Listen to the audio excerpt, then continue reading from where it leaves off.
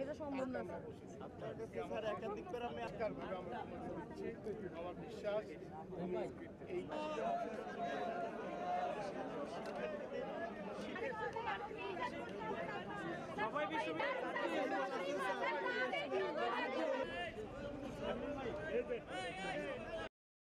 এই সন্ত্রাসীরা এতটাই বিপর্যয় হয়েছে, আজকে প্রশাসনকে তোয়াক্কা করে না, আর প্রশাসনও এদের বিরুদ্ধে ব্যবস্থা নেয় না যদি চেয়ারটা ধরে তাদের টান দেয়। এই কারণে সেজন্য আমরা বলেছি যে আমাদের ন্যায় বিচার না পাওয়া পর্যন্ত আমরা এখানে অবস্থান নেব। আমরা বিষয়টি অবহিত হয়েছি, ইতিমধ্যে তদন্ত কমিটি গঠন করা হয়েছে।